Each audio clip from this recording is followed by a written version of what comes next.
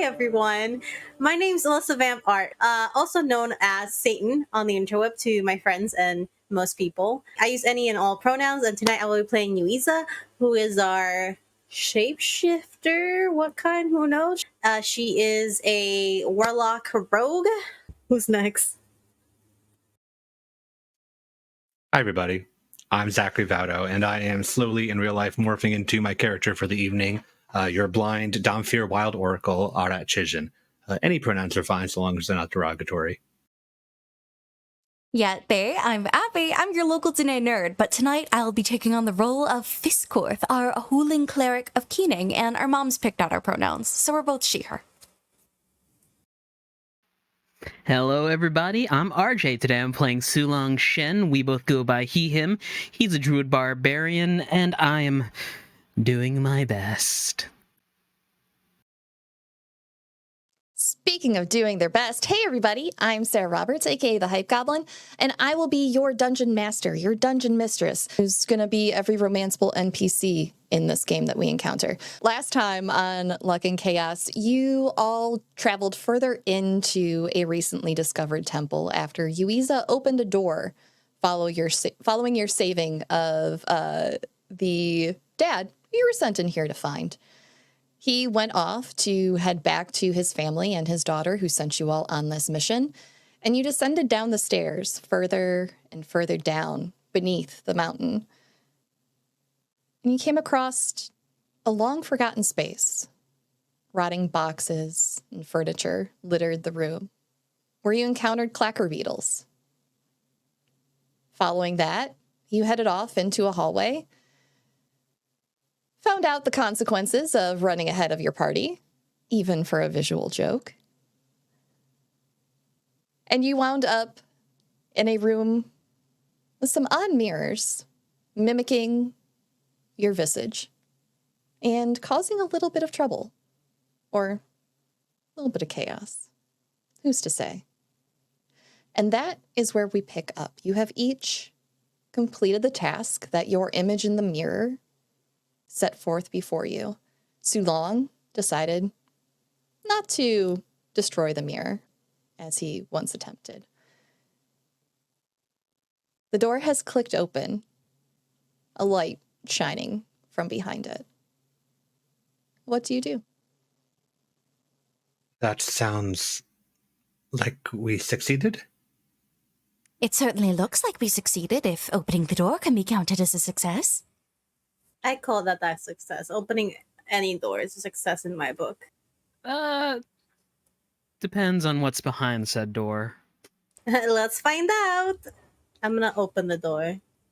Watch out for traps! It's either through the door or back we go. You open the door. You see a small, brightly lit hallway with another door at the end. There's another door in here.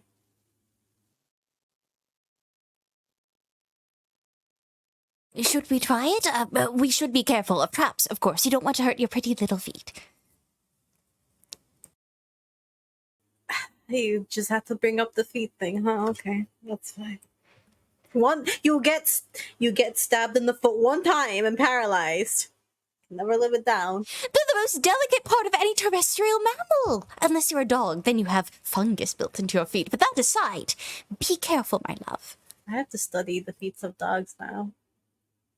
Anyway, I will check for traps. Give me an investigation.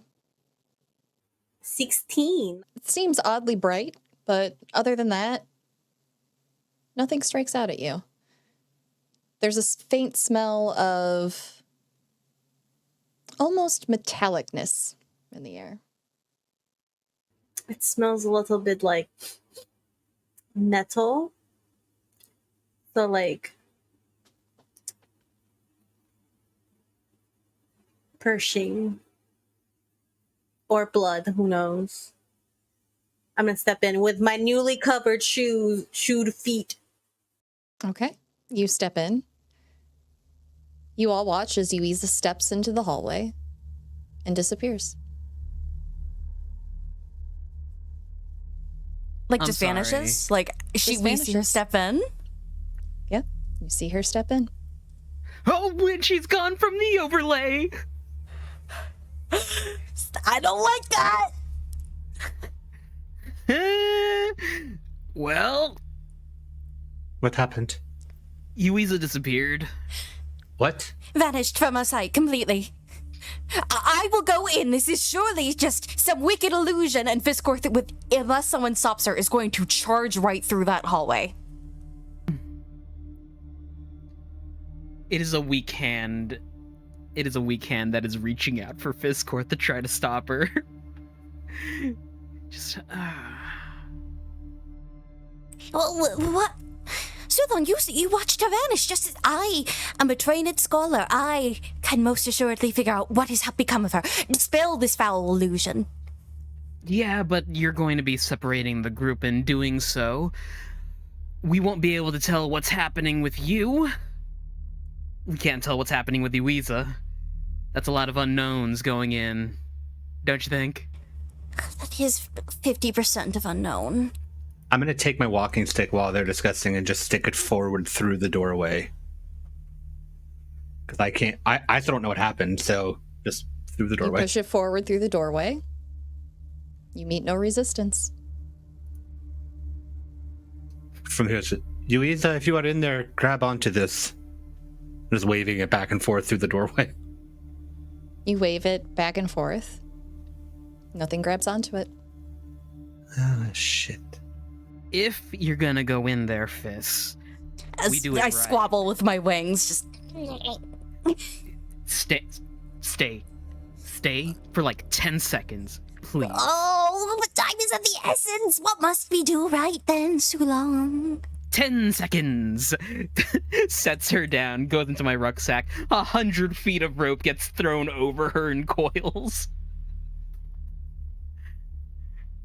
We'll tie it off at Fiskorth's waist and give it like a good cinch or two. If anything happens, tug twice and I'll pull as hard as I can. Twice for a problem, certainly. I will see you all shortly. And Fist dives into the hallway. And I say dive, she dives in like a swimmer. As Fiskorth dives and crosses the threshold completely, Sulong, you watch as Fiskorth disappears, and the end of the rope that was tied about her waist falls to the ground. Ah. Alright then. What? I believe it's teleportation. My stick is still in my hand, though. So is the rope that I tied around Fiskorth.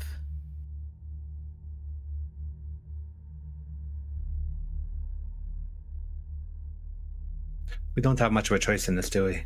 Nope. Do you want to go in first, or should I? Or do you want to hold hands? You know, neither of them did, and I'll just hold my hand up for one of Sulong's hands.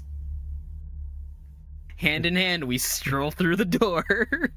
Let's see if anything different happens, and we'll both go You in. both stroll through the door. Zach, can you roll me 1d4? I suppose so. You are 1, RJ is 2, Fiskorth is 3, Yuiza is 4. I got a 3. Okay, then we're starting with Fiskorth. Hi, Fis. Hi, where am I? Am I in hell? Is this Purgatorio? Not yet. Not unless you want it to be. Fis, as you go leaping through this 100 feet of rope tied around your waist, weighing you down, you're a flying creature. You don't need this extra weight about you. You just need to get to Yuiza. And as you take that leap, launching off, your arms stretched forward, your wings ready to fly if necessary, you feel that rope fall away. And you stand in a space, white as your fur, almost blinding. Not a sound echoes around you. The only sound is your own heartbeat within your ears.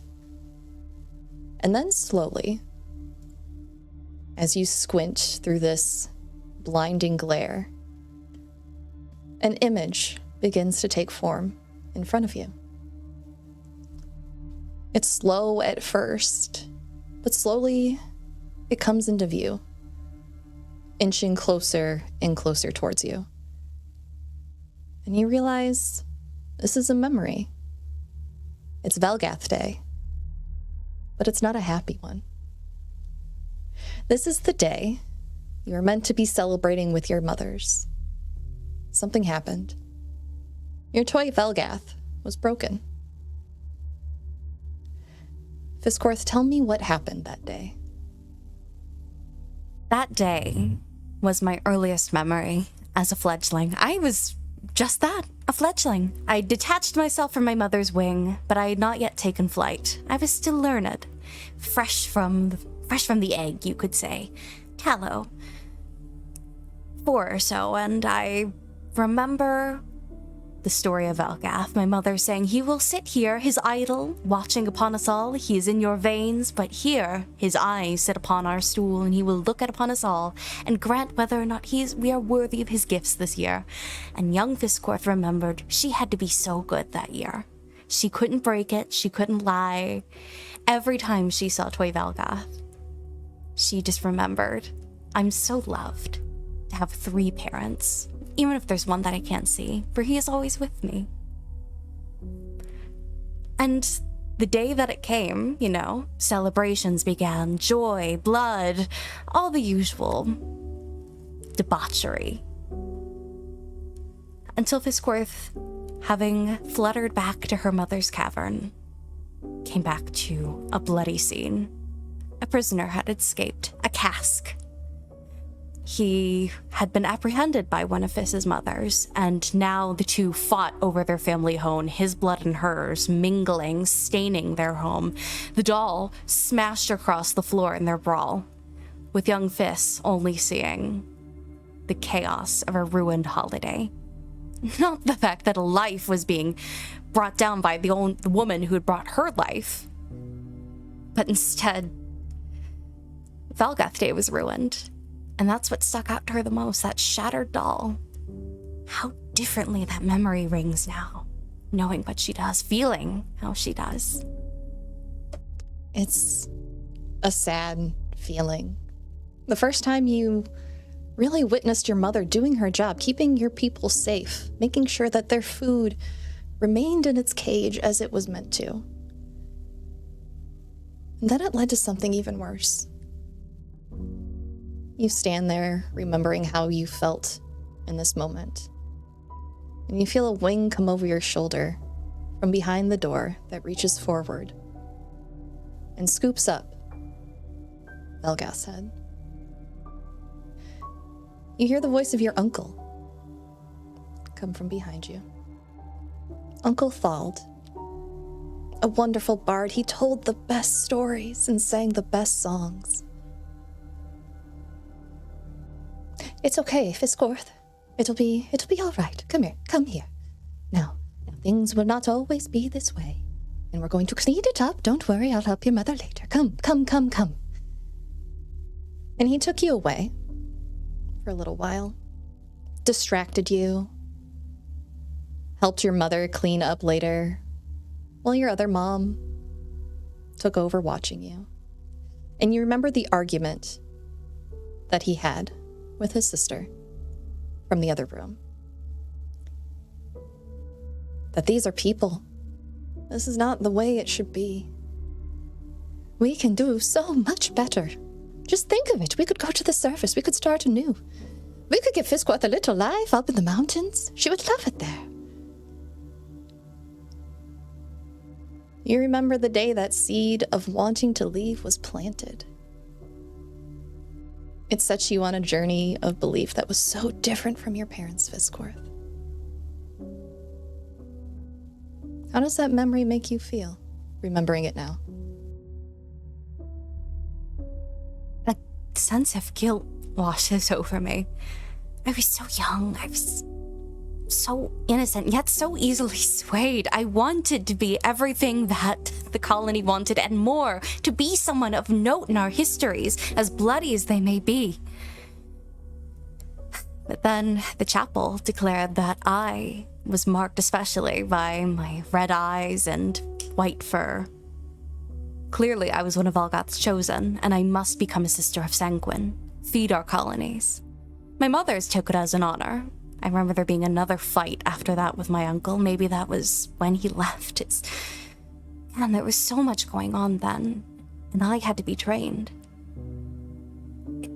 I shouldn't have forgotten that, but in all the years training and killing and spilling blood, I did.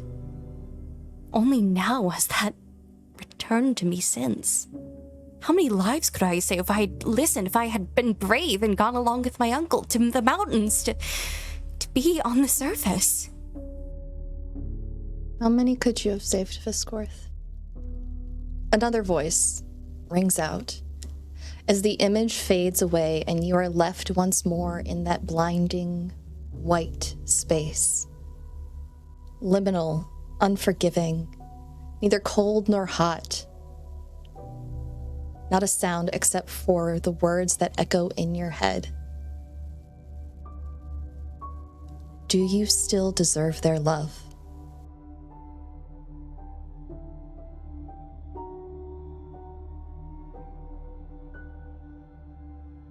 I don't know if I'm deserving of anyone's love, but I must strive in spite of it. I have to try. I can't. You say these words, and the space shifts once more. But the brightness grows brighter and warmer, not to burn, but to comfort. And you are bathed in a golden light. Hi, Sulong. Hello. You and Arat stepped through, hand in hand, but almost as if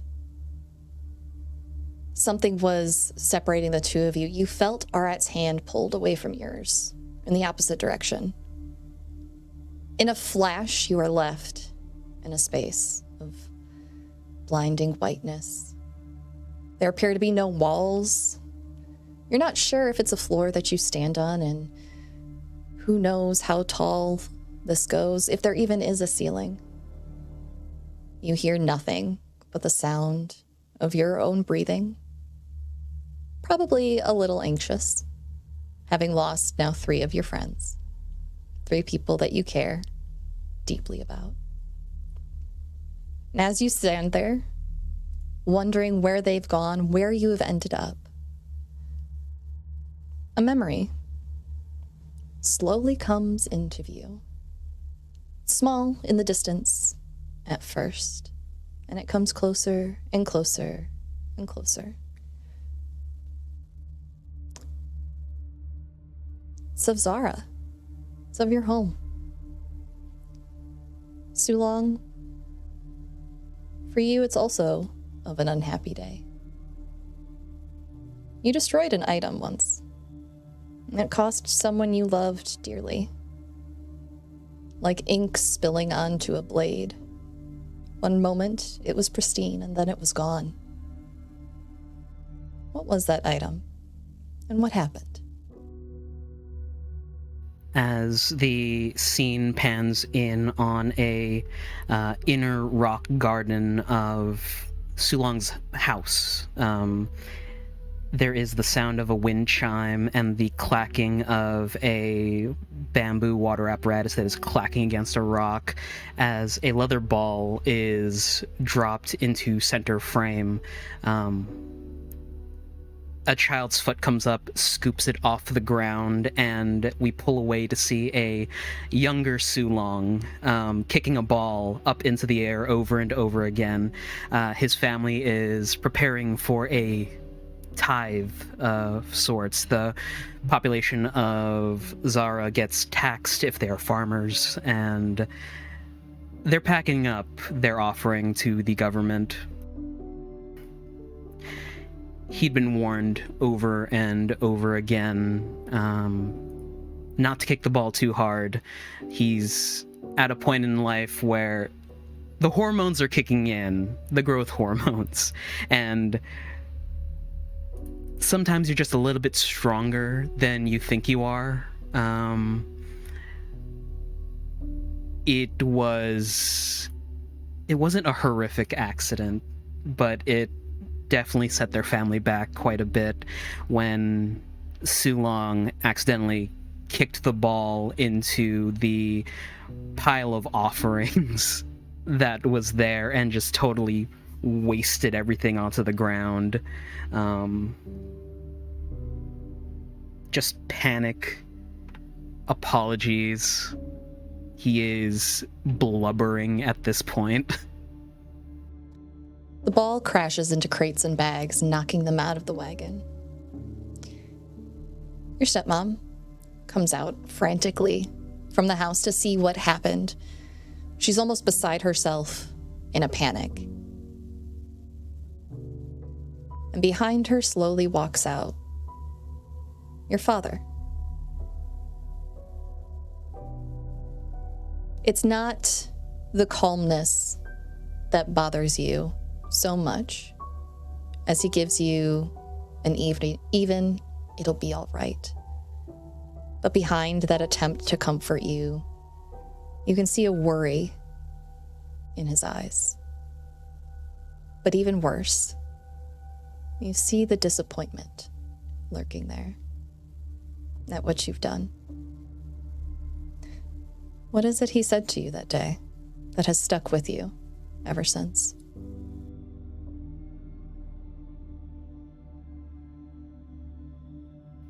Sometimes it's better to be a little overly cautious than to charge in.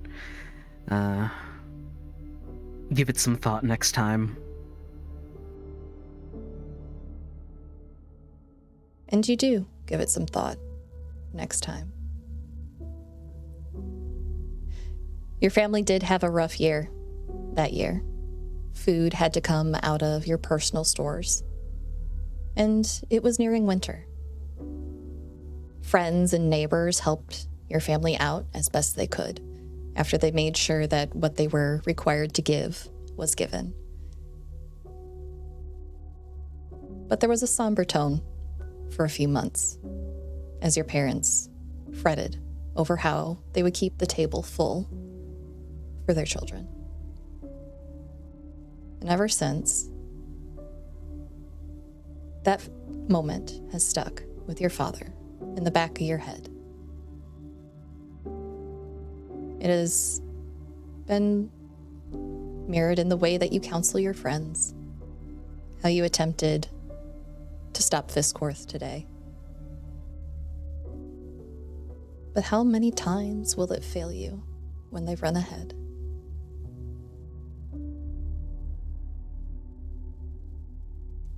There's a voice that comes almost from right behind you, though no one stands there. You feel a hand resting heavy on your shoulder. And a question rings out. Are you even capable of protecting all of them? Do they deserve to be under your watch?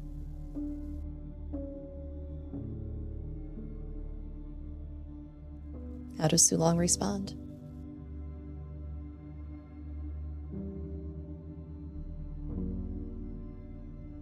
I don't know if I'm fit to be the one looking after all these people, but until someone who is comes along that I can pass them off to, I'll do my damnedest to keep an eye out. So, sorry, I guess they're stuck with me. You say these words, and the hand retracts from your shoulder as the images before you fade away. You're back once more in that never-ending space of blinding whiteness. And slowly, the glow around you intensifies and warms until you're bathed in a golden light. Arat, You were just with Sulong, having watched Fiskorth run in, having the scene described to you by him as she charged in head first, that rope tied around her waist, and suddenly disappearing as the rope falls slack. You heard Sulong reel the rope back in, dragging it across the floor until he finally picked up the end. And the two of you took hands and stepped through that threshold, only to feel the distinct tug of something pulling you away from him as you lost your grip on his hand. You hear nothing around you. There's no smell to tell you where to go. But slowly, you hear the familiar sounds of a small mountain village, one you'd nearly forgotten after all these years. As you listen, slowly, a memory is brought back to you. Not long after leaving the family that turned you, you trusted the wrong person with information about your past. Tell me what happened.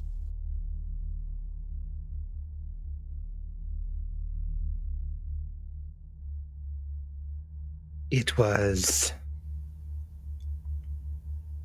centuries ago at this point. I think it was in Silskarmi, if I recall correctly, not long after is a bit relative, all things considered. It had been perhaps 50 years since I had left. And after already 100 or so years with the ones that made me the way I am,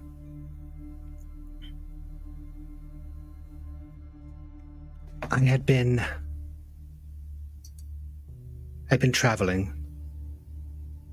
I had recently been accosted on the road. My belongings had been taken from me. And there was a man who was kind to me. He helped get me back on my feet. He was very open. He was very comforting. He felt trustworthy, and it was the one of the few people that had truly taken a personal interest in me. Not in Rakagwa, but here. And I thought I could tell him more.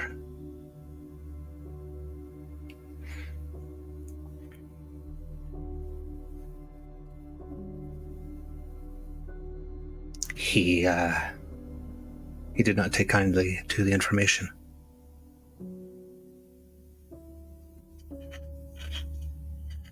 He tried to tell other people. He tried to tell a guild about me. And I was so new to this life. I didn't know how to handle these circumstances, these obstacles. And with my identity threatened to be exposed, I just let instinct take over.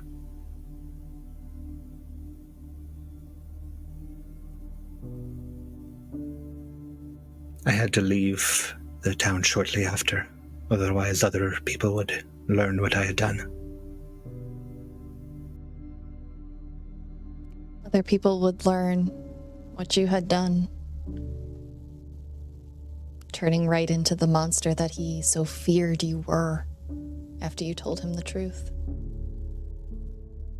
How many more after him would fear the same? As you ran, you encountered others who were friendly. But you also remember the fear of always looking over your shoulder After all, contacting that guild, they knew the vampire hunters. And the group that they would most often work with was ruthless and very good at their jobs. So you traveled on.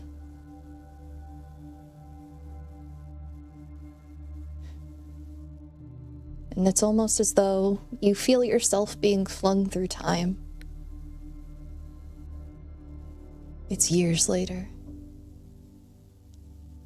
Many, many years later. A member of that guild catches up with someone who he believes has been long gone. And you have to handle him very much the same. Only to discover you're an entry in the manual he learned from when he became a vampire hunter.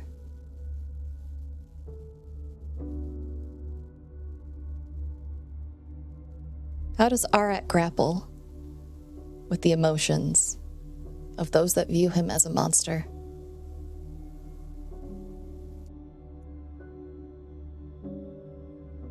Quite some time ago, it would be devastating.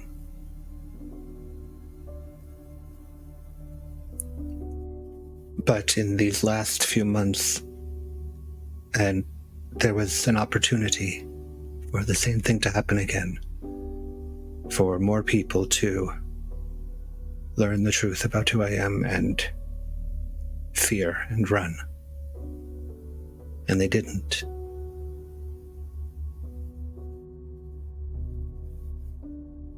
Instead, they sat down with me over breakfast and talked about it.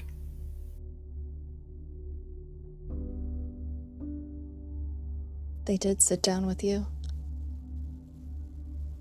And you feel a warmth from behind you, almost as though sunlight is shining directly on you. And you hear a voice coming out from, you're not sure where. It feels like it's all around you.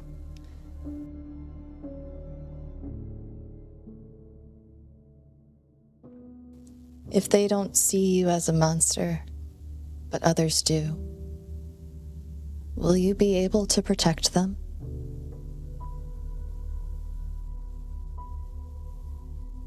What are you willing to give to do that?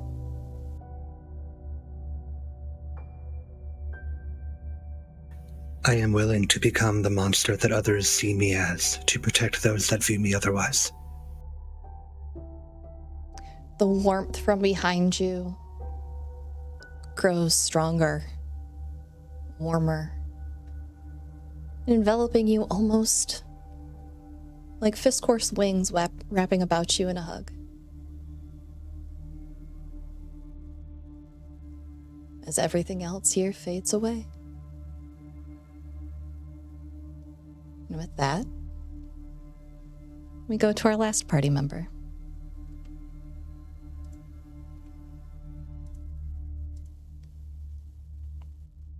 Hi, Yuiza. Hi. Yuiza, you charged through, expecting to walk into a hallway. But you didn't. One moment you heard the murmuring of your friends behind you as you charged ahead once more in front of them. Have you not learned your lesson? In a moment, those voices are behind you, and then they are gone, and you stumble in to a space that seems to stretch on forever. A white floor beneath your feet. As far as the eye can see, you see no walls, no ceiling, just space out in front of you. You're alone. You hear nothing. Just the sound of your heart's beat echoing in your ears. Slowly, something ahead of you rises up. The image is blurry. You have to squint and rub your eyes to see it. But it's almost as if it's moving closer, coming into view, into focus. Before you know it, a memory is laid out in front of you. Yuiza, you spent your life discovering your skills with very little guidance to lead your way. One day you discovered you could listen through a discarded tooth, a nail that you painlessly pulled away yourself, a lock of hair carefully bundled and left behind. And on this day, you pull a tooth, roughly the same size as the one you held in the room moments ago, examining. And you used it to listen. You listened in on a conversation you weren't meant to hear. Tell us about that memory, Yuiza. So we see little Yuiza, about 10 years old. She's wearing clothes. They're a little baggy. A jacket that is meant to be longer but was cut so that it doesn't just drag on the floor.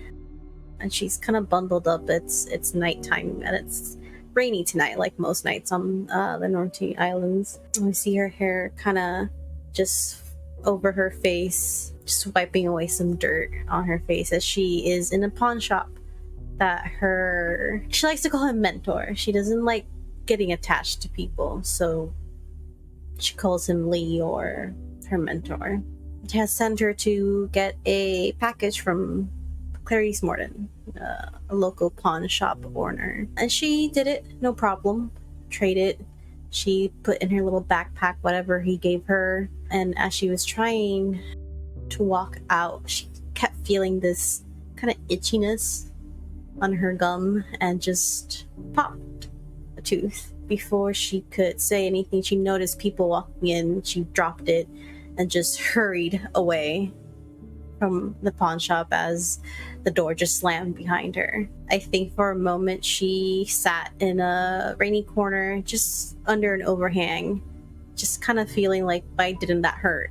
And concentrating on that.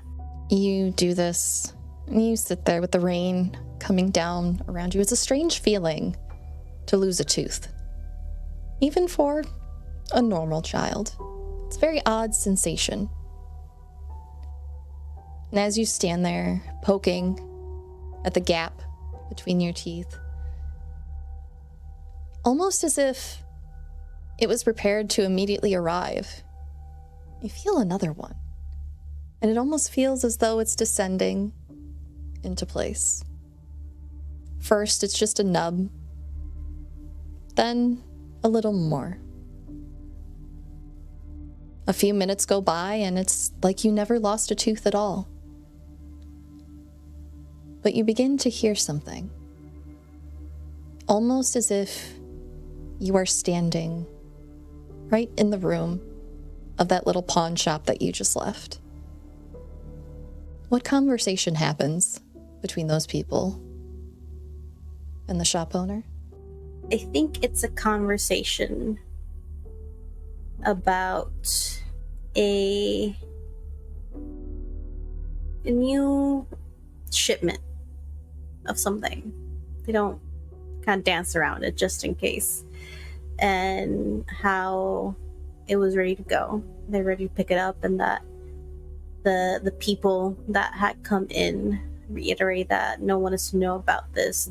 They were paid for their silence because this is usually Clarice can get you anything, but they were exporting something for someone else, I think within that, they talk about, they don't specify where, they just came from somewhere. Said when we left, everything was fine, but when we went to go back, it seemed like the ceiling had been raised.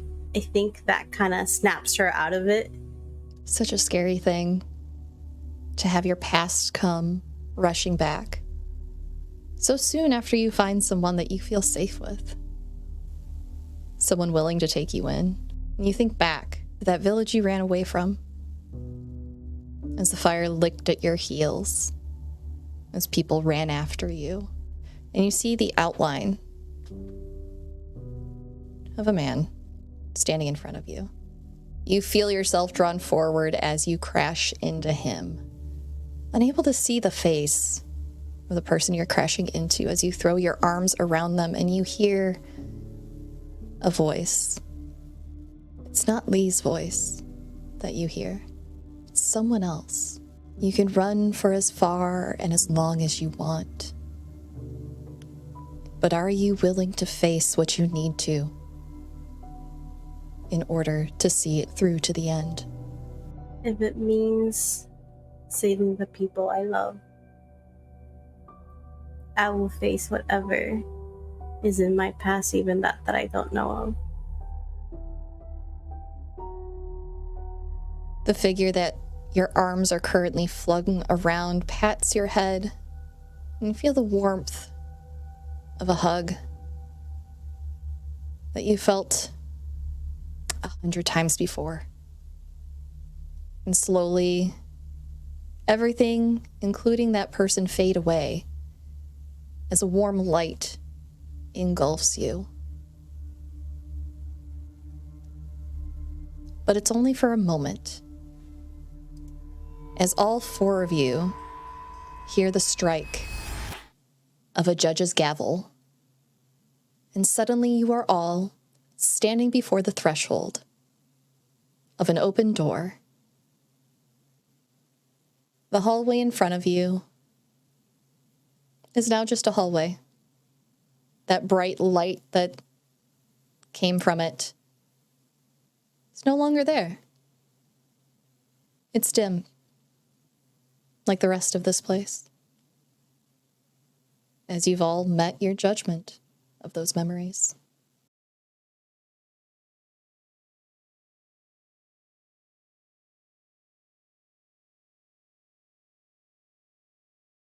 We're all here.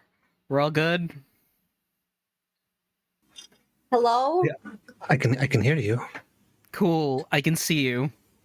Okay. Oh, well, don't rub it in his face. Yuisa's You're here alive? too. You're all breathing? Everyone is breathing, yes? Not bleeding. Well, Alright. I'm It just... is not my time of the month yet, so no, I'm good. Whatever could that... You know, I will ask you about this later, but I'm just glad to see you all breathing and alive. And what a horrid illusion that was. are we still in... Where are we? Right back where we started. I did not go through that to be right back where I started. You want to try again? Are we going to wind up in the same place again? No, We Maybe. better not. I might want to try again. Maybe we all try together this time. Well, Arad and I tried walking in together, and that turned out poorly. You're right. So, you're just gonna walk in. You walk in. Oh, I'll go after her. No. Fiskorth follows you. I'll just put my hand on Stulong's shoulder and go, it's like we're right back where we started, and I'll walk him through the door with me. You and Sulong follow. Nothing happens. You all step into a hallway. At the end of the corridor is another door. Metal, rusted. What do you do? 2 hands, one on Yuiza's shoulder, one on Fiskcourt's shoulder, grip on. Let's just, take a second, alright? What? You won't know Some- until you do something.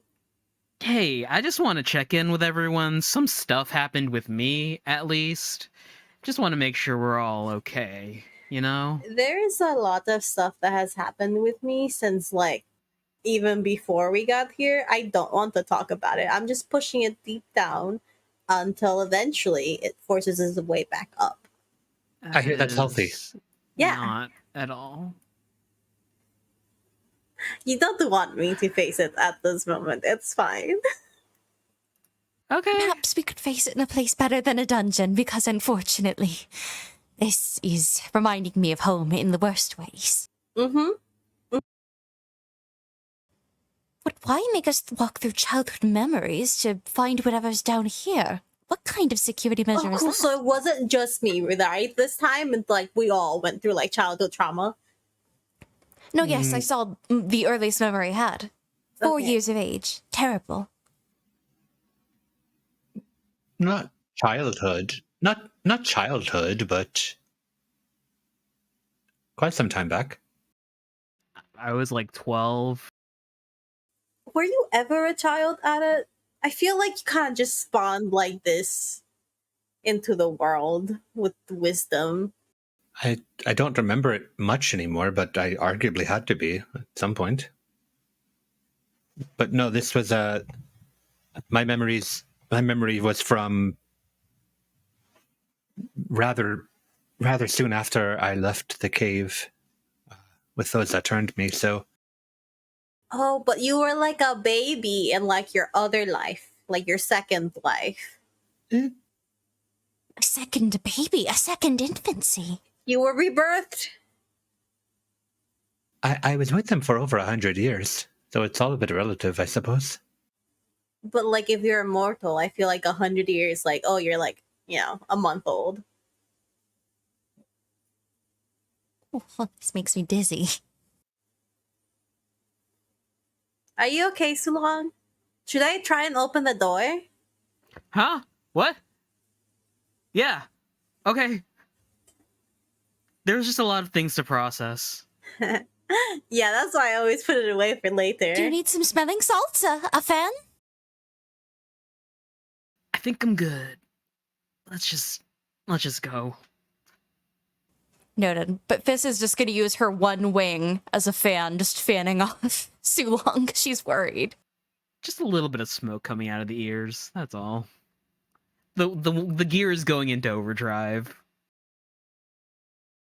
Hey, it's okay. You're gonna be A-okay. That's what I used to sing to myself when I was a kid. I think it helps you. It might help you. That's so sad. Yeah. Yuiza, you're checking the door. Yeah. In front of you is another metal door carved with arcane ritual markings inlaid with runes, circles, magical formulas. As you step closer, the door begins to hum, and the arcane markings begin to glow. If I step back, do they like stop glowing? They begin to dim as you step away. The humming lessens. He's just gonna like take 2 steps forward and then 2 steps back and then 2 steps forward and then and then try and do like a little tune. 3 glyphs stand out for you, almost as if they're forming a specific triangular pattern, repeating the same glyph when there are no other repetitions on the door. I would like to touch the glyphs. As you poke into the groove of the glyphs, where your finger comes in contact with the groove, it begins to light, but the full glyph does not light up. She will trace it. Okay. You're tracing all 3? Yes. I should have studied the pattern, but I just thought of that, so I'm tracing it. You trace all 3 glyphs with your fingers. And as you complete the first one, You hear a crackling charge coming from the door, and the hum intensifies. Haha. Duck, everyone. Do you want to continue on to the second? Oh. Yes. Go big or go home. What's And I ain't going home, baby. The last door made this sound as well, and then it opened. I Okay. think we should trust her on this, and don't worry, I am a cleric. And I am a lockpicker. There is not a lock I cannot open. She's gonna trace the other one. You trace the second glyph, and you feel the static of electricity connecting with your finger as you complete it, almost shocking you, like on a dry winter's day. Ooh, okay, a little feisty. That's fine. You can all hear distinctly now this crackling, humming sound coming from the door. Do you complete the third one? Yeah, I mean, I either die or I don't, you know? We'll figure it out. You trace the last one. And the glyph lights under your fingers as you feel a stronger electrical connection beneath your hand. And suddenly all of the glyphs on the door begin to light and crackle, reaching up onto the ceiling as they trace patterns intricately, leaving over your head, right above your friends. You see her, like, lean back as much as she can. Like, she's almost bent backwards. And as you lean back to look up, the light intensifies and the door opens. Well, what did I say? There is not a lock I cannot pick. Physical or metaphysical indeed, well done, and I clap my little nubs happily. Thank you. This makes me feel so much better after that childhood trauma memory. Oh yes, I just wish you wouldn't keep reminding us of them. Let's push forward. Okay. You all walk in. And unlike the last room, this one is sparsely furnished. In the center of the room sits a simple table. In the center of a table is a mallet, similar to a judge's gavel. Paintings of 11 creatures have been hung around the room in simple wooden frames. Beneath each one is a gavel strike plate, embedded in the wall. The gleam of a silver door opposite the one you stand at coolly welcomes you to press further into the room as your torches light up your reflections. What do you do? Yuiza narrates this room to Arat. What creatures are in the paintings? Go ahead and roll me investigation as you go and search these paintings, Yuiza. I'll do so as well. I love 6. this court just like me. Autistic. That's a 20. Yuiza, you're not sure what some of these creatures are. However, Fiskworth, you've been spending quite a bit of time in the libraries on the surface, doing as much reading as you possibly can to catch up to those who grew up here. You arrived at a knowledge deficit and you're trying to make up for lost time. You look around, and starting from the door where you entered and moving around clockwise, you see a skeleton, a zombie, a shadow, a specter, a ghoul, a ghast, a wight, a mummy, a banshee, a wraith, and a lich. At the mention of these paintings of creatures, Fisk gets so excited. She can apply her encyclopedic knowledge. She's been reading all about them. She just learned about what dolphins are the other day. Amazing. But her face falls as she crosses the room and looks at each. Symbols of undeath and forms of death. Rather grim thing for a room with a gavel. Unless this is meant to slay them. Or turn them into undead things. I'm not too familiar with necromancy. I mean, we got a necromancer in here. We all go to a bar. It could be one big joke.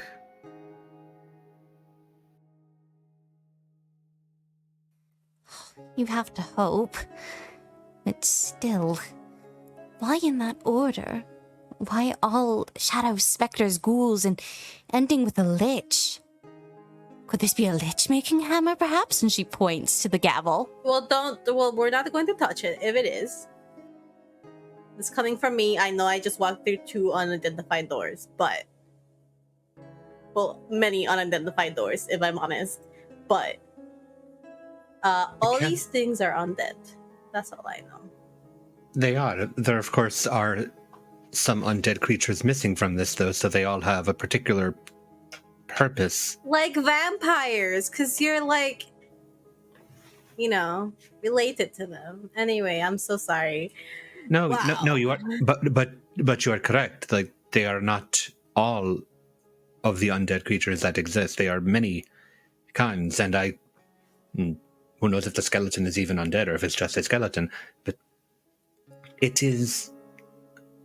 I'm trying to discern if the order of these paintings means something, or if striking them is a signifier.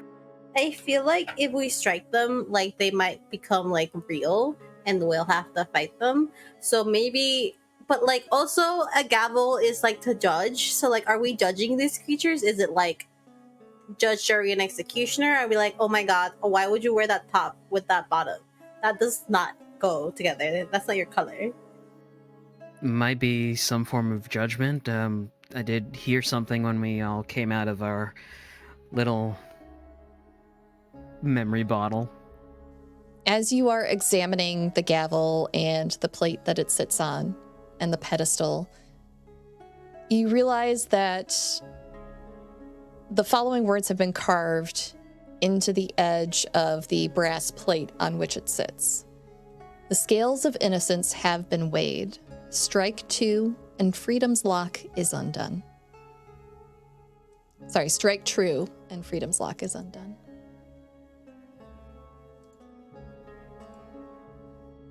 I'll read that again for you all. The scales of innocence have been weighed. Strike true and freedom's lock is undone. I feel like that means that the lock on their freedom is undone. So, like, if we have to pick, I go with skeletons because they're, like, just bone, If I may, and I'll pick up the gavel, and I'm not going to strike, but I'm going to place the gavel, like, hammer down on the brass plate. Just go, do we have to strike any of them? Well, you are undead, so I would trust you with it more. Perhaps it would be safer within your ample hands. We could guide you. What if we have to hit each other with it and then we're free? Well, I simply meant that this is sitting on a brass plate. Oh, that's a lot less violent than my idea. That I could always just hit for 50-50. Either it opens the door or it unlocks every single thing in the room. I'm not sure. I say do it! I say no. Oh, come on. If it unlocks everything, then we'll just go out the door again. And what about everything else that gets freed, Yuisa? It'll like fight to the death, or like on death, or like re-death, or whatever. If anything, the Lich is probably going to gain control of everything that's underneath it, and then we're going to have to fight a Lich and an undead army. But if we don't strike any of them, then they're not going to be freed. Can I head on over to these murals and inspect them a bit?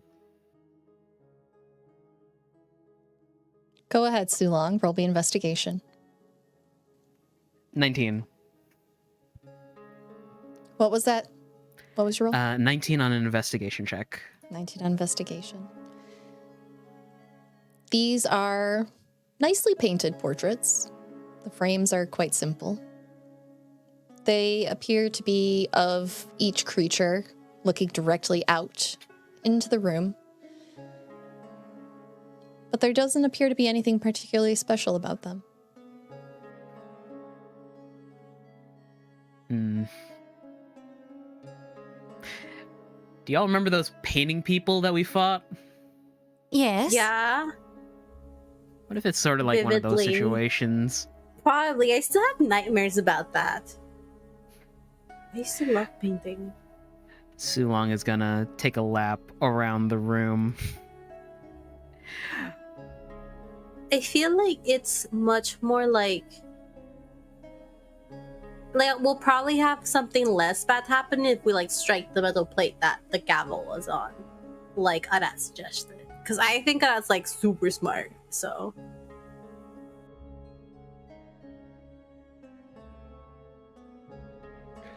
DM, is there any merit in doing, I don't know, an arcana check between all of these strange creatures to see if there is some sort of unifying thing connected to the statement on the gavel, or is that...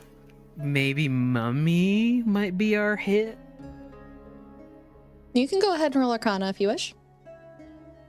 I'll take whatever rolls you guys want. Whether or not there's information there, you'll find out. 17. 17. They're all varying difficulties of undead. Some are easier dispatched than others. You've encountered one or two in your time, but there doesn't appear to be a specific link to the words, at least none that you can discern. It appears that this might just be a judgment call. I see what I did there? Judgment call. I see what you did there. Yeah. You pink-haired goof. If it's all right with you all, I am rather curious as to what happens if I simply strike here versus picking one of these. I've still a divine spark. Whatever happens, we're prepared. It's 3 against 1 so long, so I think we should hit it. For the record, I think Mummy would have been the answer, and Sulong is going to turn to face the portraits and just pull his shield out.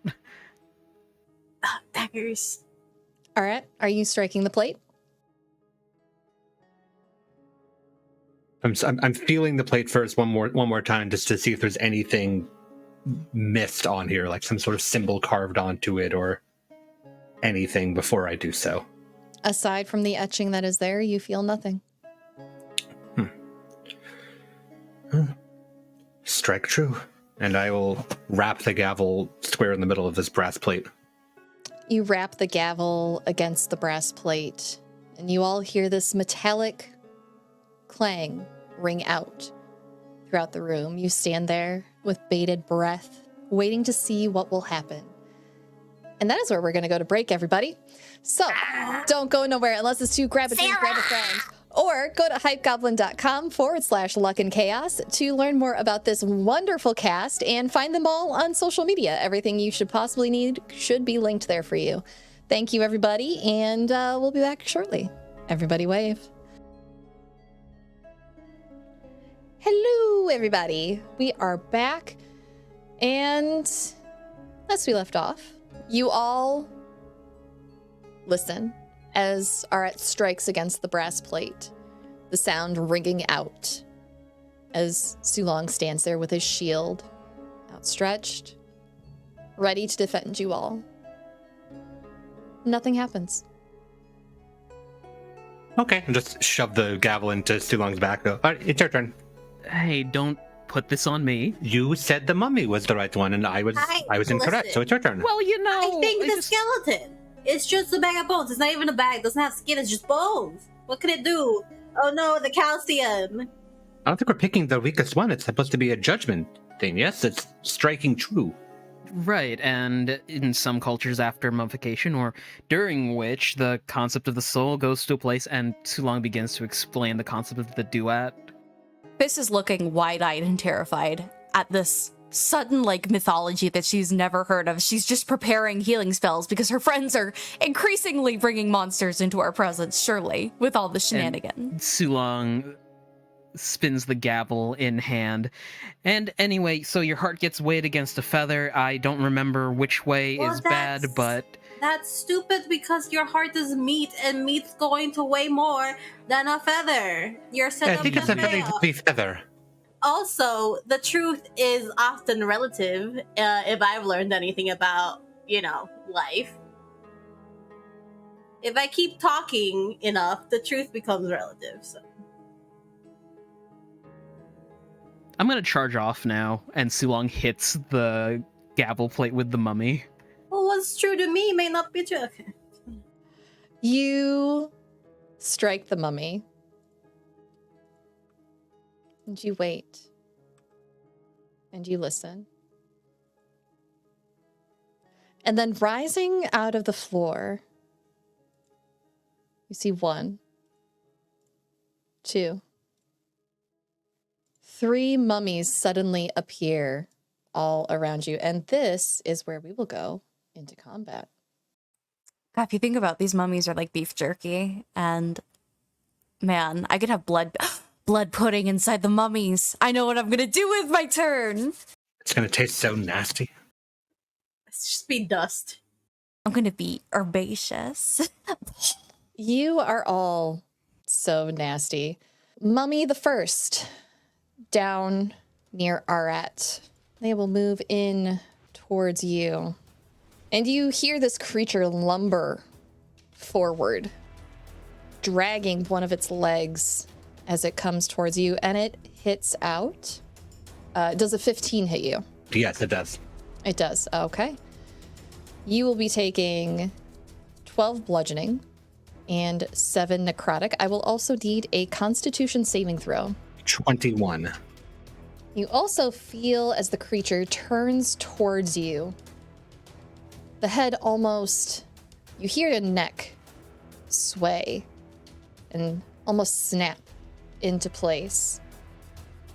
But nothing happens. Sulong, it's your turn. What would you like to do? Sulong is going to just run along the side wall to get behind this mummy. Okay.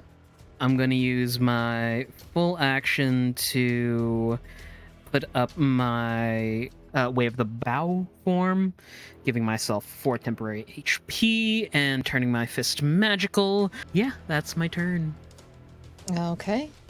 Up next, we have Arat. Arat, you felt something lumber towards you, striking out and hitting you.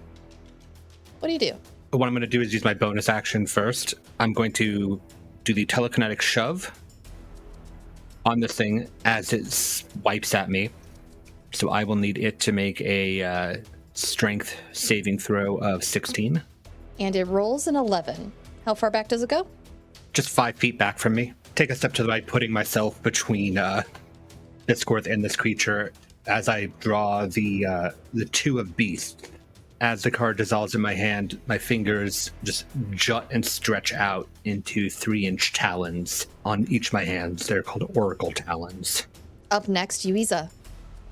She is going to move forward to flank the mummy that Sulong is fighting and attack it with advantage. Does a 15 hit? 15 does hit. Okay. It is a magical weapon because it is a +1. I'm going to do damage.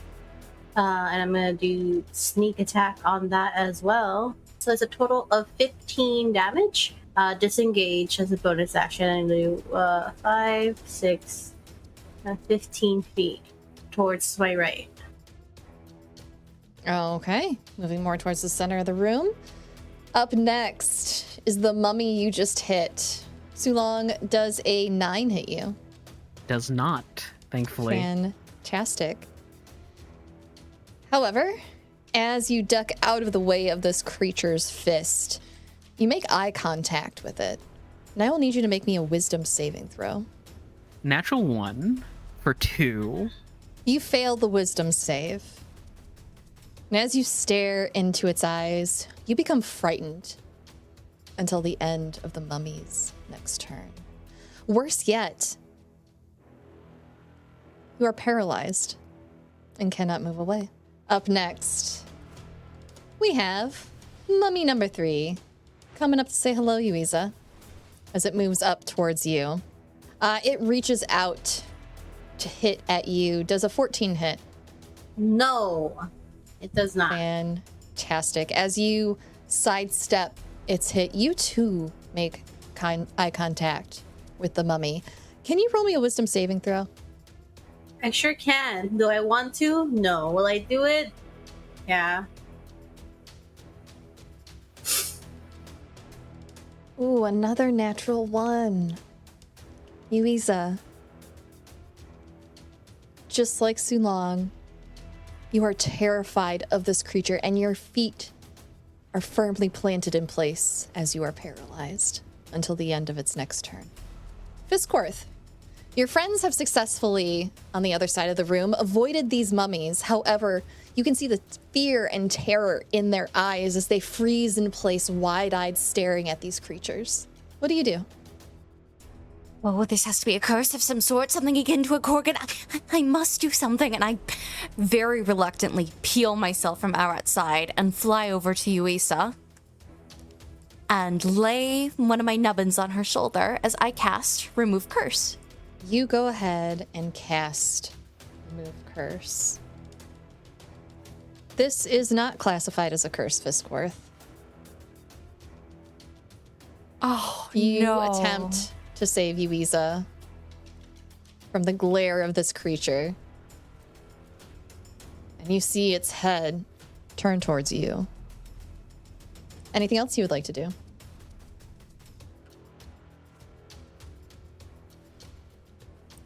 I take a bonus action to scream. Screaming is a free action. Yes, I'm screaming, and that will be my turn. All right. Up next, we have Mummy the First that hit out at Arat earlier. With an 8, it does not hit you. And you still feel those awful eyes turning on you. You can feel the stare of this creature. But as it swings and misses, nothing happens. Sulong, you're paralyzed, my friend. What's going through your mind in this moment? If I may paint a small picture, it is Sulong pulling the shield up, feeling the thump of the mummy attack it, him going, all right, cool, I got the hit, now what do they do? Frozen by paralysis. It is just looking over with just eyes panning over to Yuiza and Fiskorth, and just the quietest thought of, oh no, as the magic fails on Yuiza. There is a sense of panic. Yeah, it's definitely something to panic about. I'll give you that. Up next. All right. Mm-hmm.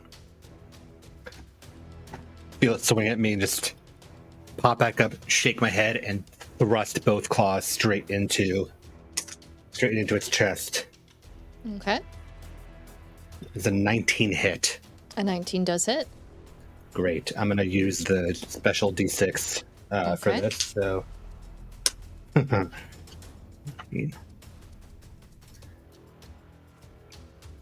so that's 15 slashing damage, and it has to make a Constitution saving throw of 16. It rolls a 19. Okay, nothing happens then. Just the slashing damage. Okay. I'm going to use Convergent Return, Okay. which is going to return a spent card to my hand. And I'm returning the 2 of adversaries back into my hand. Up next. Yuiza. You can't move. You can't speak. What's going through your head as you hear Fiskorth flutter up next to you and attempt to help you while this creature is groaning and moaning in front of you, attempting to hit you? With her body not moving and just her mind, we see like that terror induced by the mummy, but also creeps into fear of not again. I'm paralyzed again. I'm not able to help my friends. Fiskorth can't fizz this. I can't do anything. I'm useless. Again, I can't save people. I can't help them. Again. And And she's having a little internal panic attack. It's fine. It is fine. For now. Up next, you have the mummy in front of you, Sulong. Does a 25 hit you? It does. Unfortunately, since you are paralyzed, it is a critical. You'll be taking 39 points of damage, 15 bludgeoning, 24 necrotic. And as it does that, the mummy turns its head towards you, Fiskworth. Can you roll me a wisdom saving throw? I can certainly try. 26. Does a 26? That's a nat 20. With that nat 20 for a 26, you do save as this creature's head lulls to the side, looking over at you, preparing to come and attack you next. Up next, we have the mummy. Next to you, Yuiza. Does a 14 hit you? No. All right. This creature, groaning, lashing out at you, stares past your shoulder at Fiskworth. Hey, Fis. Yes? I need that wisdom save again. Oh boy, I sure hope I'm still wise. Physical dice. Oh boy.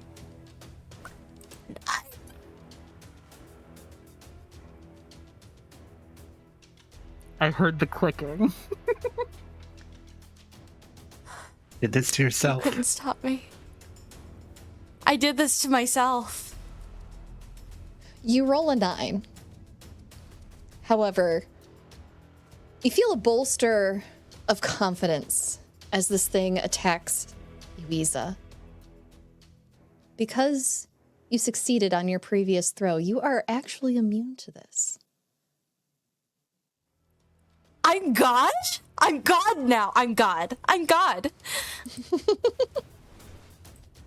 Look, sometimes I have to scare y'all a little bit, okay? You did. But that brings us back to Fiskworth. With your bolstered confidence, you see Yuiza relax a little bit next to you, coming out of that paralysis. What do you do next?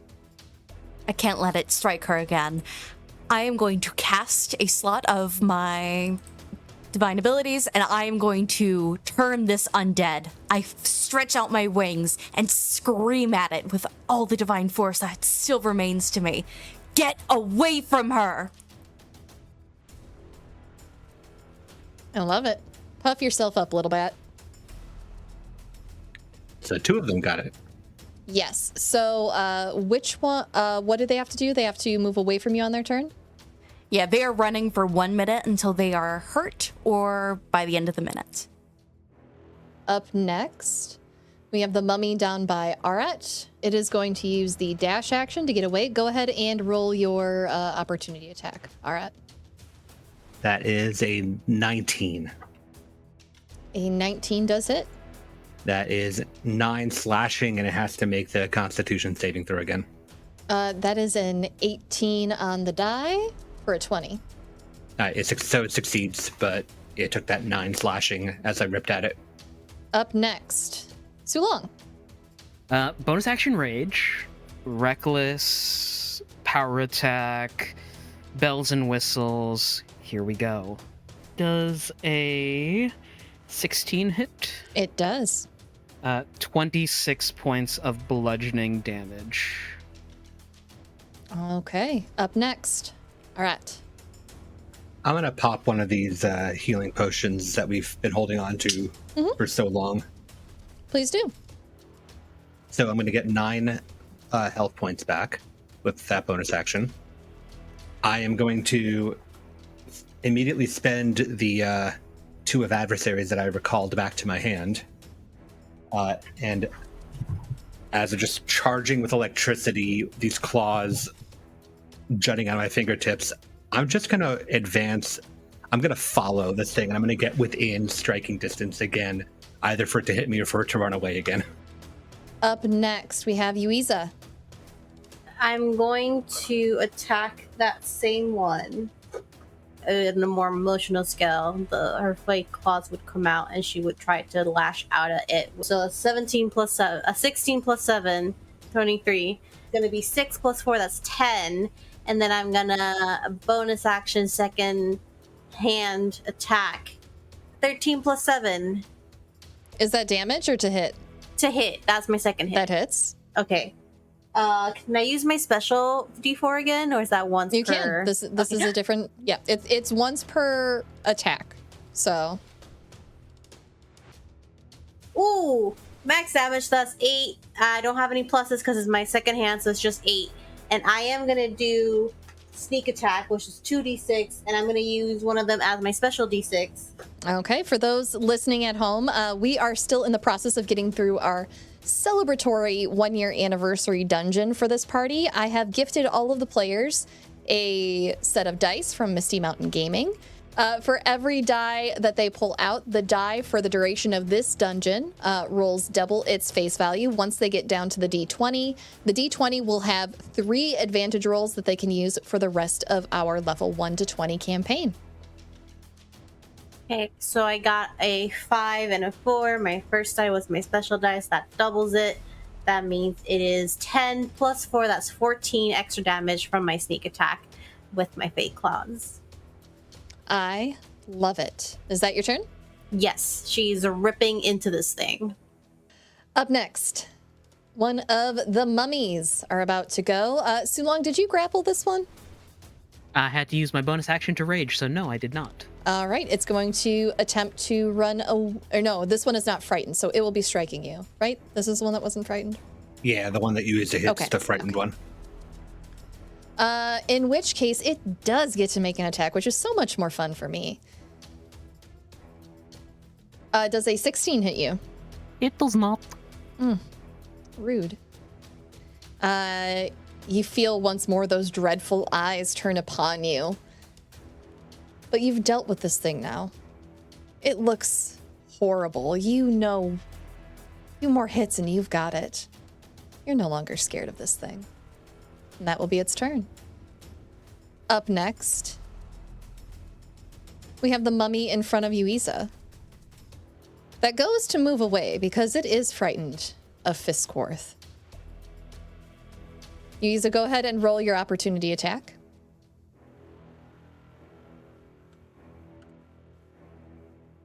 Natural 20, baby! All right, give me that crit damage. So it'd be 9. Right, and it takes that Yowie and moves as far away from Fiskworth as it can. Speaking of which, Fiskworth, it is your turn next. What would you like to do? I'm gonna toll the dead on this thing. I wanted to hear the bells of death coming. Let's do it. Yeah, it is missing hit points, yes? Yes, it is. They all are at this point. What does it need to do? A wisdom save? Yes, wisdom save of 14. All right. That's a 13.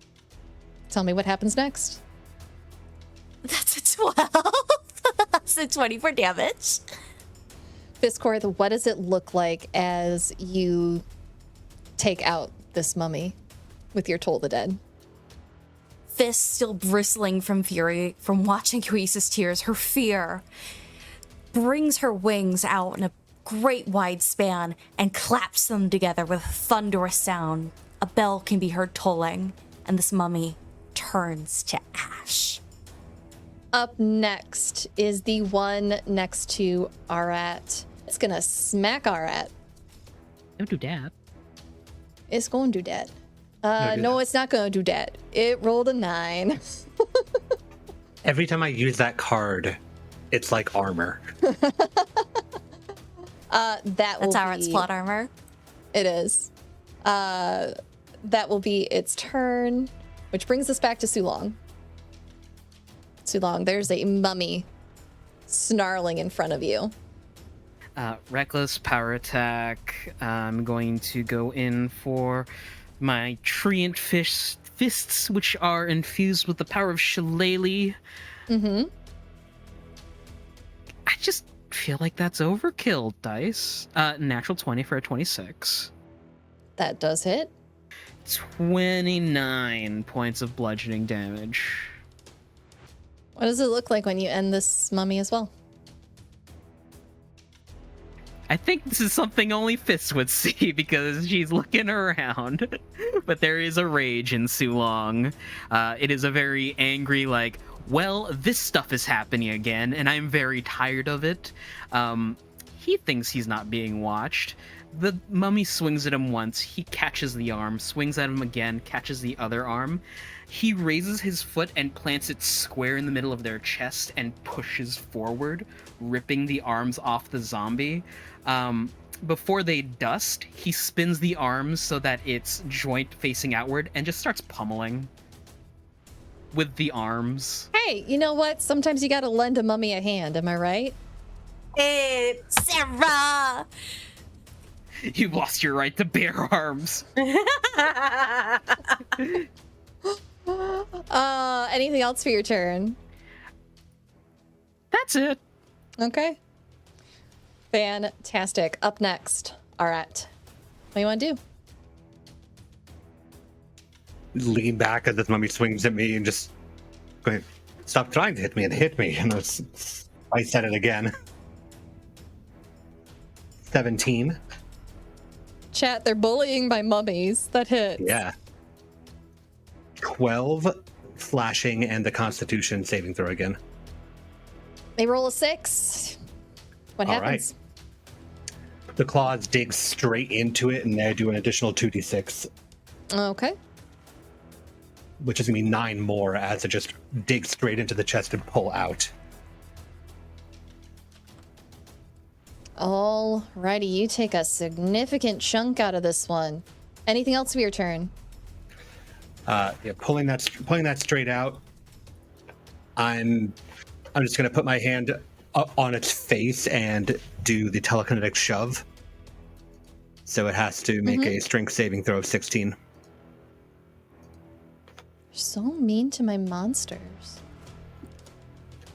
You sucker punched me at the start of the round. Rolls a 4 on the die for a 7. All right, so I'm going to knock it back 5 feet, and I'm immediately advancing in on it. Okay.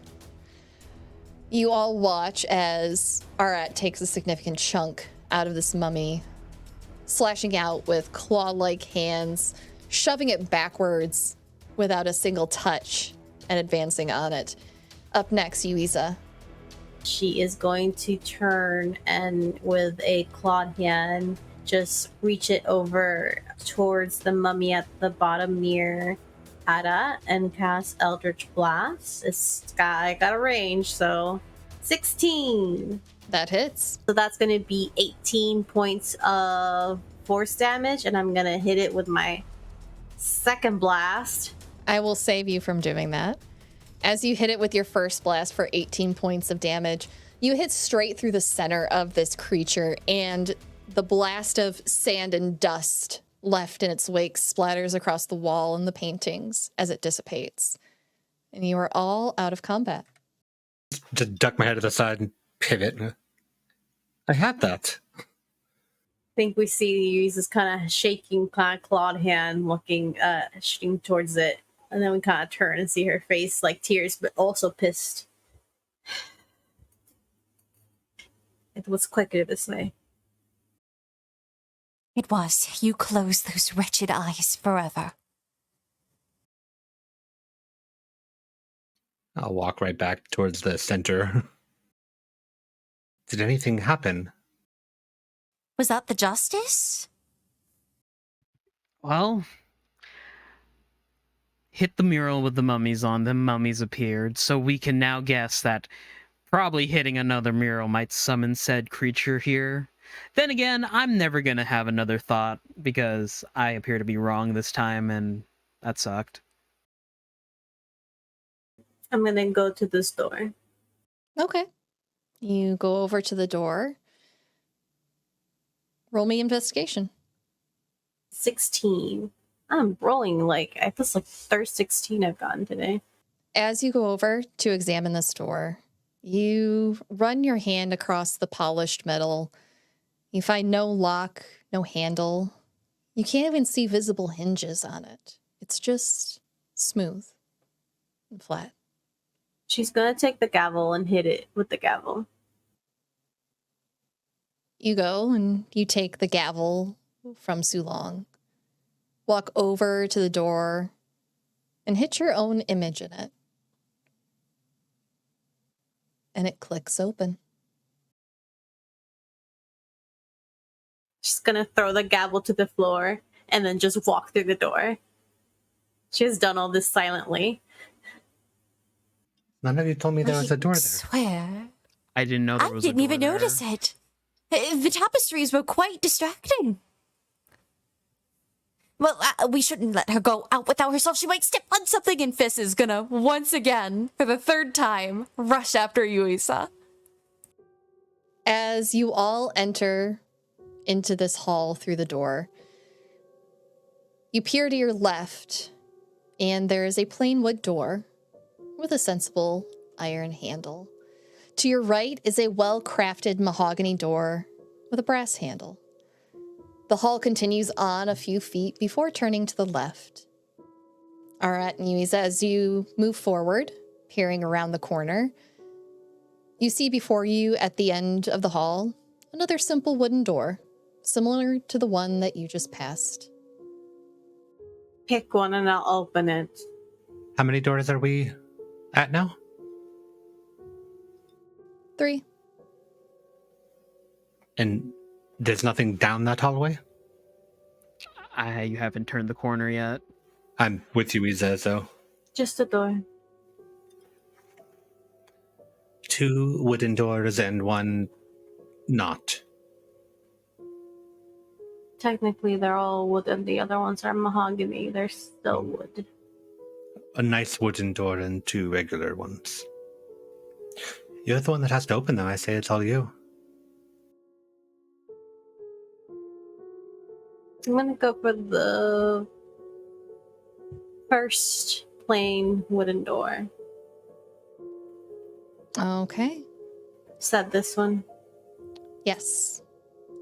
You go to open the door, and it opens. As you look in, you peer into a dimly lit room, lit by 4 torches. In the center of the room are 3 iron-barred cells. Against the far wall, you see evidence of something that was once humanoid, now mostly loosely piles of bones, and the occasional scrap of rotting cloth poking out.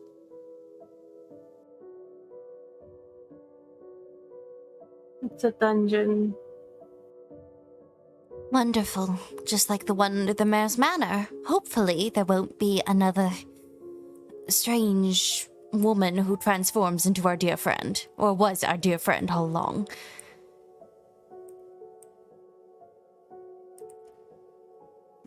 What was held in here? And I'll look at the inside of the cells. I'd like to see if I can determine what or who could have been in here. Go ahead and roll investigation. GM, would it be alright to move to the end of these cells here? Would that trigger anything, or would I be okay to move there? I don't know. Would you be okay to move there? I don't want to interrupt, so... I don't know. 17. Would you be okay to move there? I think you would be. I'm okay if it triggers something. I want to move there, but also let Fiscorth If you're going to handle move their there, stuff move first. there. Okay. Let's handle the Fiscorth stuff. Fiscorth, what did you roll? Oh, I was muted. 17. 17.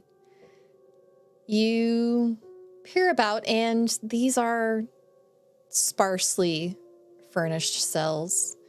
They remind you of the ones that you saw below the mayor's mansion back in Dulhen. Similar construction. The furnishing inside them appears to have come from the same place, but they're all in a state of almost disrepair. And they haven't been used in a while.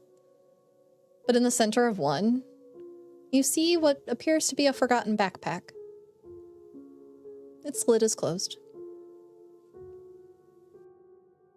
gonna test that door. You go to test the door, and it's locked.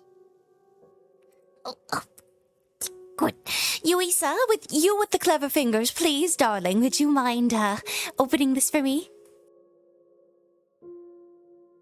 All right. Do I see guard keys hanging anywhere in the room? Roll investigation. 17. I rolled a 14 this time.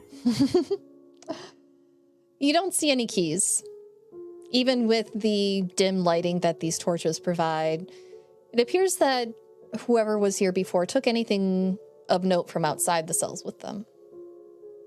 All right. She will try and lockpick these. 18. 18. You are able to open it. No problem. The lock almost rusts away in your hand. Honestly, a strong breeze would have opened this. I will make the item pile visible for you, Fiskworth. Yippee. DM, two things. Mm-hmm. First, was that last room our last encounter? For the die that's in this tube? It'll be the one for the two, but it won't be your last encounter. Sounds good. That which may or may not lead into the 2010. second thing, which is as everybody went in, I heard that door just open up. I let them go in, and then just feeling the door next to me, which I think is the mahogany door, I will try to open that door since the other one seemed to just swing open. You open the double mahogany doors. Without issue. They both swing open gently for you. And as you reach in, your hand comes in contact with a bookcase. I'm going to examine and feel along the spines for the text and just get a sense of what books are in here. You feel along the spines as you walk through the room. Plumes of dust rise up and attack your nostrils. Everything is covered with a thick layer of dust. No one has been here in quite some time. The room smells of dry, rotting wood and aging leather. As you move around the room, you find history tomes, some journals, some things leather-bound and unmarked. And as you make your way to the far end, you find another set of carved mahogany doors, currently closed, and an archway leading to another room. So I'll go ahead and try them. Okay. You're going through the archway? Yes. Okay. You enter in to another smaller room. As you walk about it, you find a table with 3 chairs, some cracked mugs sitting atop it, a set of bunk beds, and some locked chests nearby. At the far side, almost directly opposite the arch, you encounter another locked wooden door. At this point, I'll call back through the other doorway very loudly. Just go, I'm finding more rooms over here.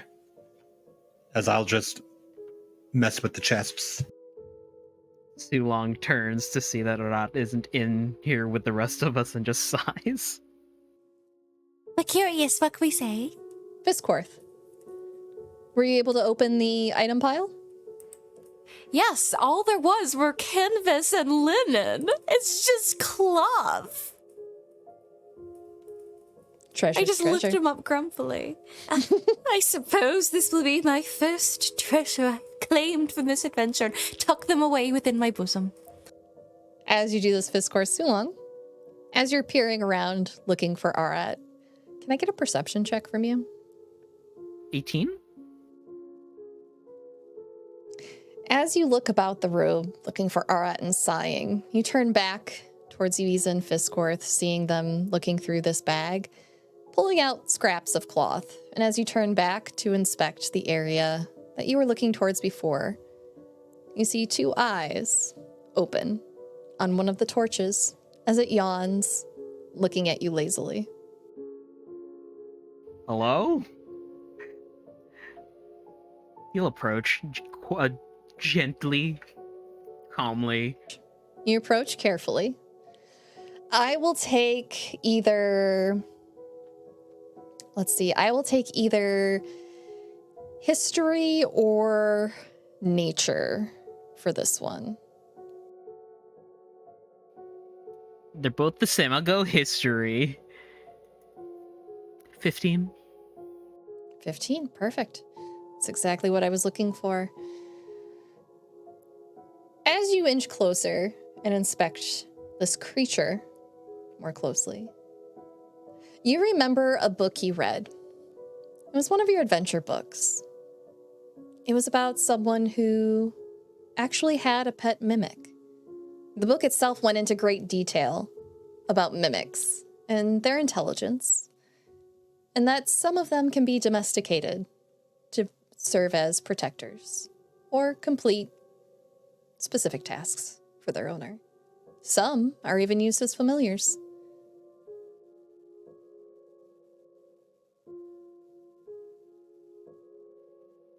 Sulong will gently, reach forward towards the little eyeballs.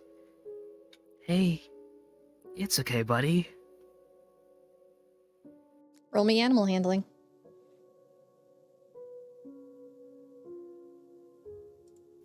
$14.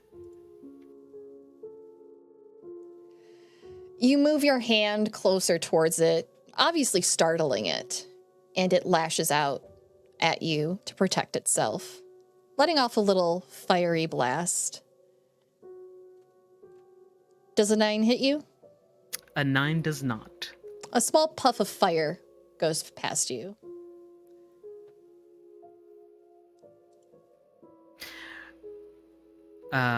He will pause for a moment, reach into his back pocket, and pull out a gold coin piece, and will dangle it in front of himself, holding it closer to the fire.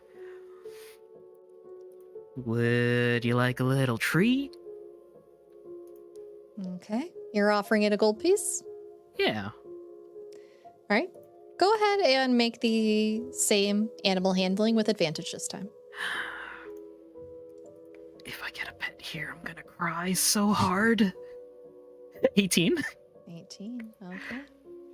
Let's see if it can resist an 18. You see its little hands unfurl from where they were wrapped around its body and reach forward for the coin as it takes it from you and sticks it in its little mouth. It does an awkward wiggle as the stem of its torch body happily enjoys its treat. You get the feeling that you could probably pick it up from its perch now. Does it hurt to grab the base of the fire at all, or is it this just? No, a it's torch mimic? actually it looks like a torch. Only the top is lit. Got it. Yeah, Sulong will gingerly raise the torch out of the sconce and turn around. I made a friend. That's a torch. It's a mimic. A what? It's a mimic. They're little creatures that take the form of objects inside the dungeons to track prey. They're ambush predators. You know, I would say, why did you make friends with an ambush predator, but you're friends with me? Welcome to the group, strange little creature of light. Well, they could also be trained to, hoard your goods. Oh, wait, I have some gifts. And she pulls out the canvas from her furry bosom and presents it before the mimic. Do you like this? Does he have a name? Roll me don't know animal if they have a handling, name yet. Fiskworth. Oh boy. Look, I've succeeded with Stinky Boy so many times. Surely this should work. Okay, let me roll physically. Oh, now you roll physically. I want to succeed. I know you do. 12.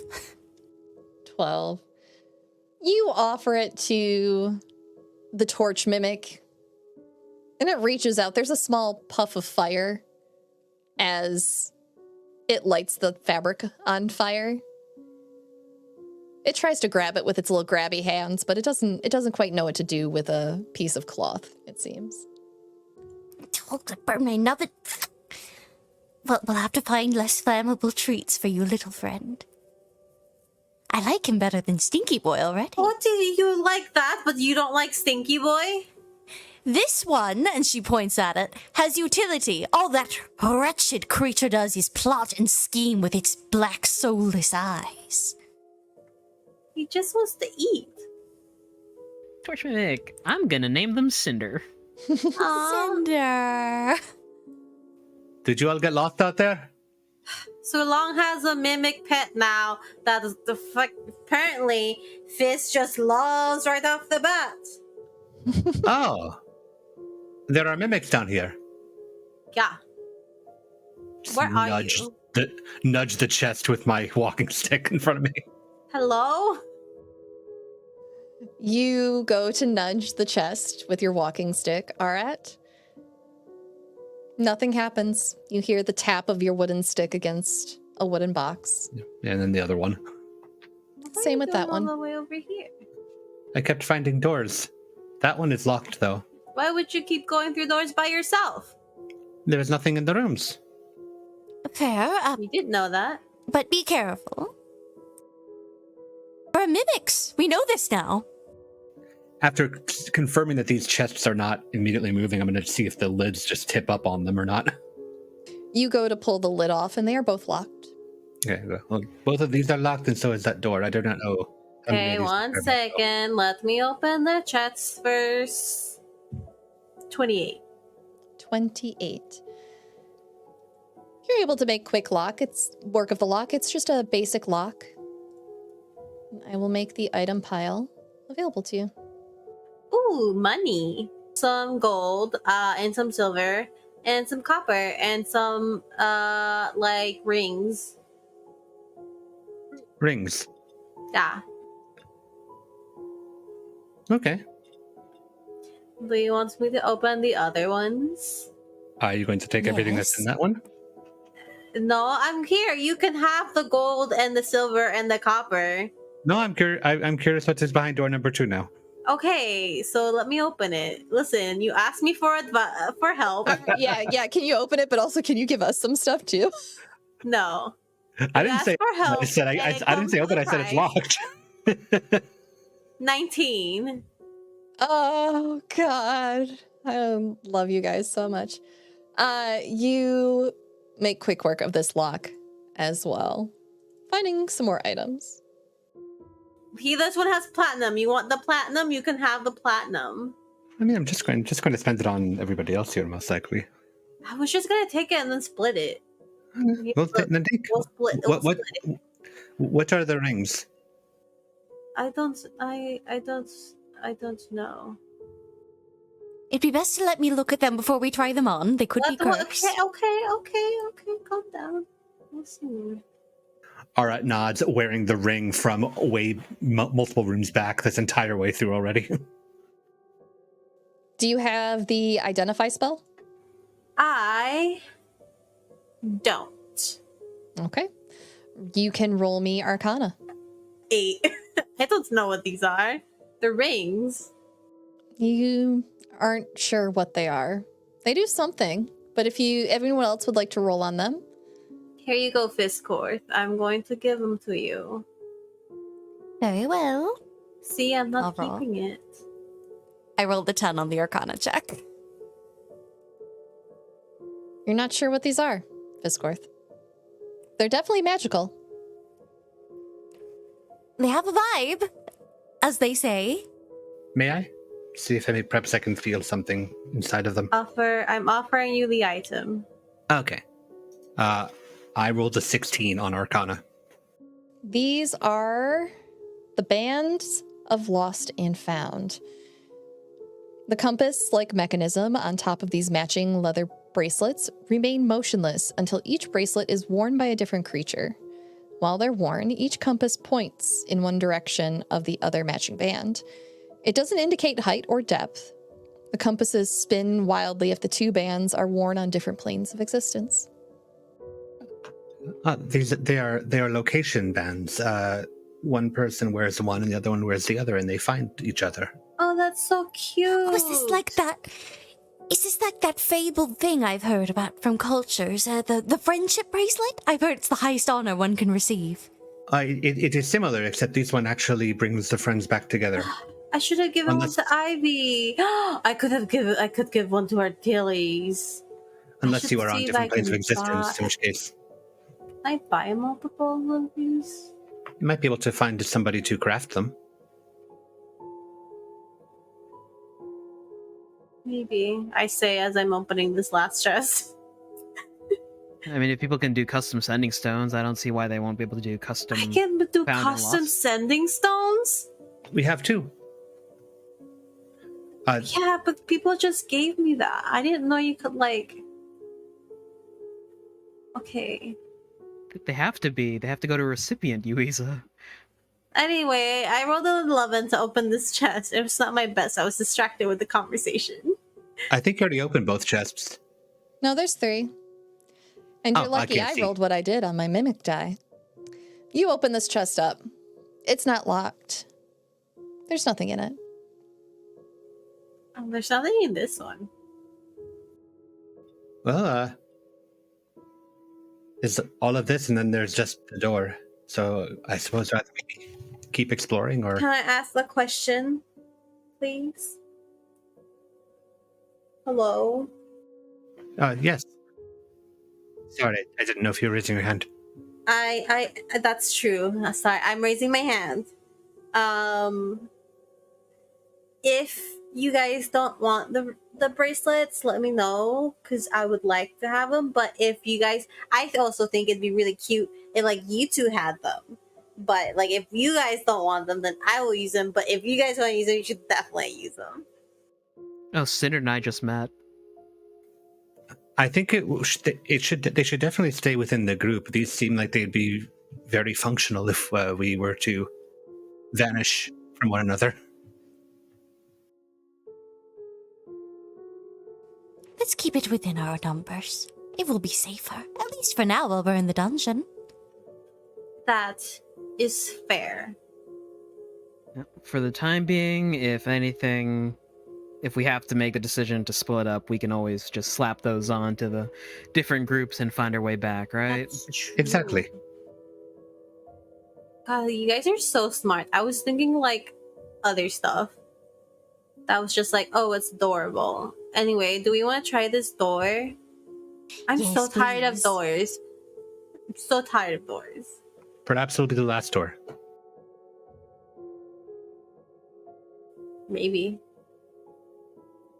That makes it worse, I think, actually. Can I look at this door? Seems like a door. It's just like a door. I'm gonna open it. You go to open it. It's locked.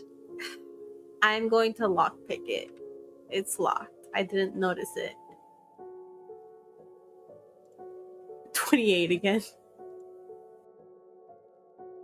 You go to unlock this, and again, it's just a simple lock. It seemed it was more out of convenience than to keep anyone of real skill out. You're able to unlock it. And as you do, you open up to a room almost the size of a large closet. Except there are no clothes in this one, but a large marble pedestal flanked by strips of fine fabric. And on top of those rests a large hammer. And that is where we're going to end for today, y'all. Tyr, when I find you, Tyr, when I find you, Tyr, when I find you, when I get you, oh, You're going to do what? Well- Get smited by a god? Well, tear him a new one. I'm gonna write him a strongly worded letter.